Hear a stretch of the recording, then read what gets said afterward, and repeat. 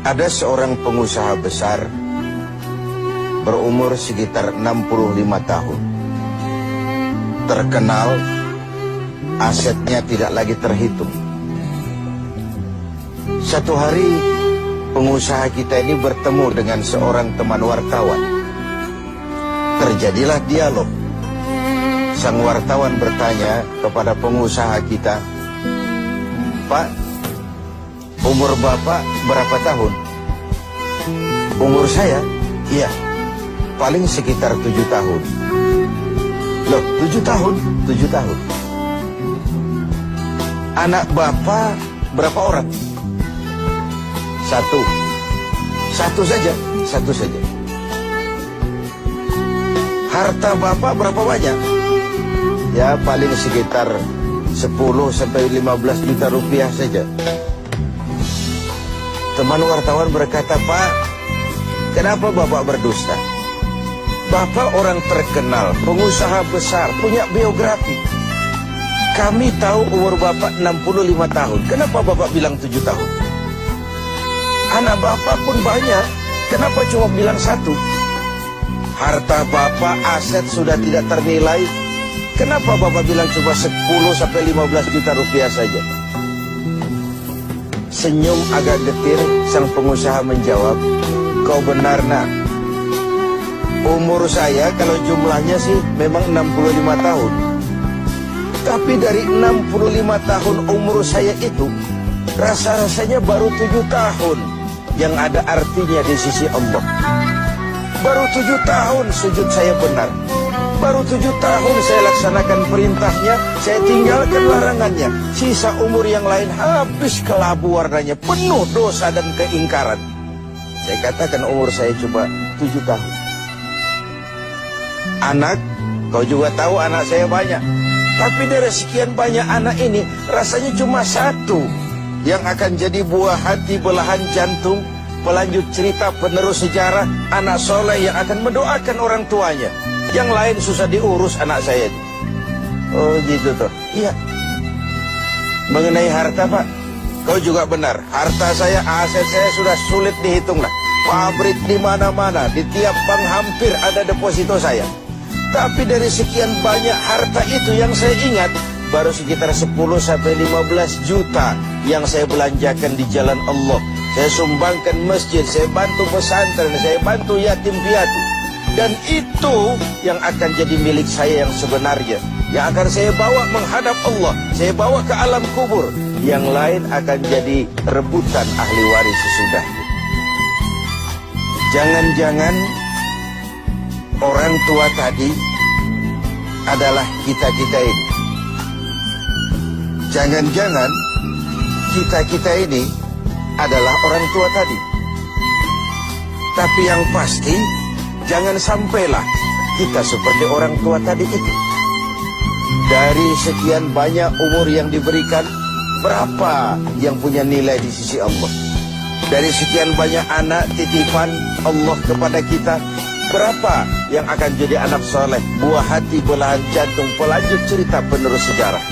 Dan dari sekian banyak harta kita, berapa yang sudah kita belanjakan di jalan Allah, yang artinya akan jadi milik kita yang sebenarnya? Banyak ketidakadilan yang terlepas dari pengadilan dunia. Sering orang-orang yang berbuat kebaikan tidak mendapat perlakuan yang pantas di dunia ini. Sering kehidupan jadi rancu. Yang benar dikhianati, pengkhianat dibenarkan. Yang tuntunan dijadikan tontonan, yang tontonan malah dijadikan tuntunan. Untunglah ada akhirat. Bukan sekedar melepas diri dari ketidakberadayaan kita menghadapi sistem, tapi cermin bahwa tidak satu ketidakadilan yang bagaimanapun kecilnya yang terlepas dari pengadilan dunia akan terlepas juga di pengadilan akhirat nanti. Inilah keadilan. Karena itu pada jumpa kali ini saya ingin menyampaikan sebuah hadis tentang apa yang harus kita pertanggungjawabkan di hadapan Qadhi Rabbul Jalil nanti. Sebuah hadis menyatakan, "Lan tazula qadama 'abdin yaumal qiyamah hatta yus'ala an arba'i khisalin.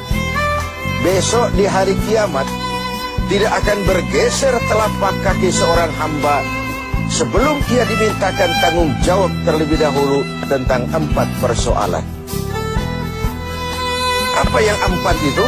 Pertama, an umrihi fima afnahu. Umur yang diberikan kepadanya akan dimintakan tanggung jawab kelak. Di mana umur itu dihabiskan? Diberikan umur 30 tahun ke 40 tahun, 50 sampai 70, 100 bahkan. Sejak kita akil balik sampai ajal datang merenggut nyawa, di mana umur itu dihabiskan?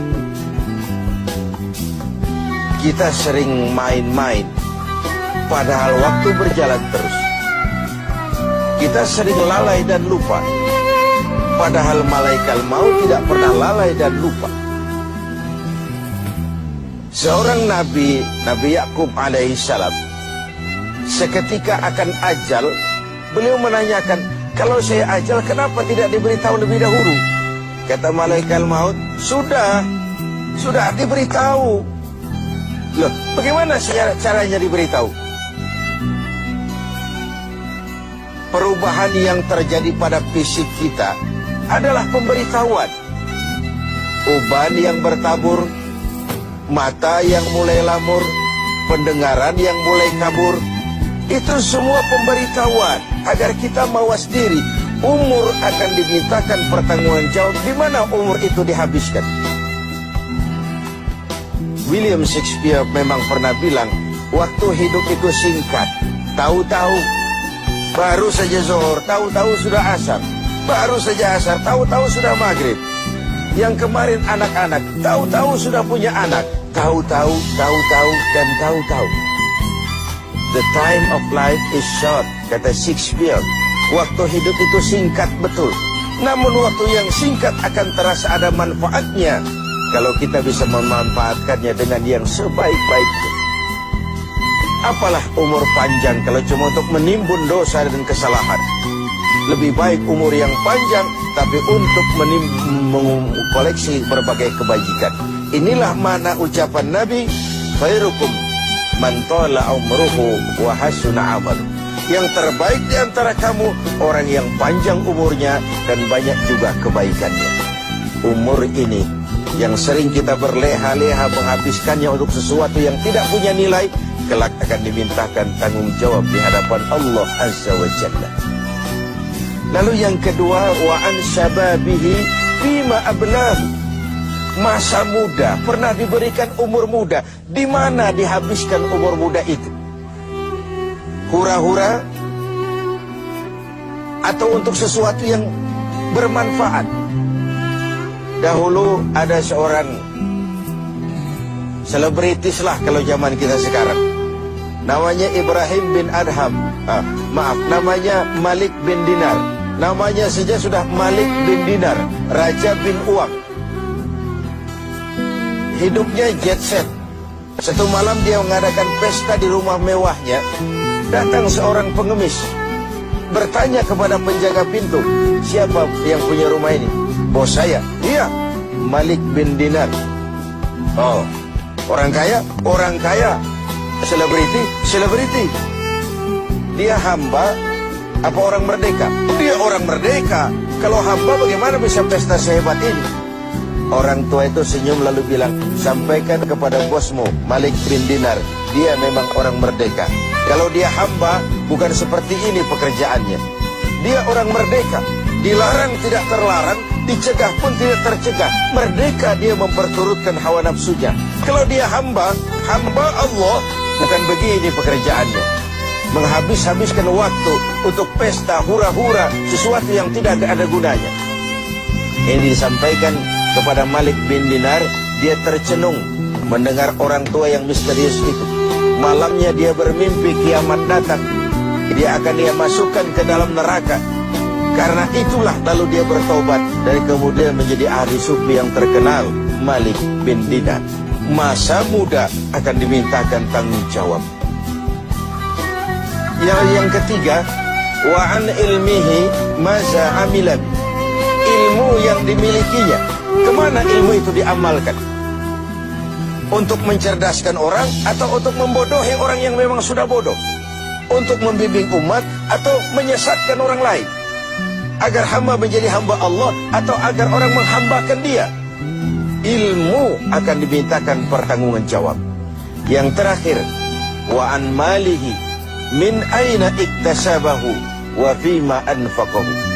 Kita akan dimintakan tanggung jawab tentang harta kita. Dari mana harta itu didapat dan kemana harta itu dibelanjakan. Perhatikan yang terakhir ini. Tentang ilmu, pertanyaan akhirat cuma satu. Ilmumu kau amalkan untuk apa? Tentang umur, pertanyaan akhirat pun satu. Umurmu kau habiskan di mana? Tentang masa muda, pertanyaan akhirat juga satu. Masa mudamu kau gunakan buat apa?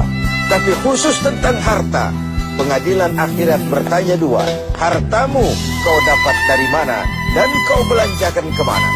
Dari mananya dan kemananya? Kadang didapat dari cara yang benar, tapi dibelanjakan untuk yang tidak benar.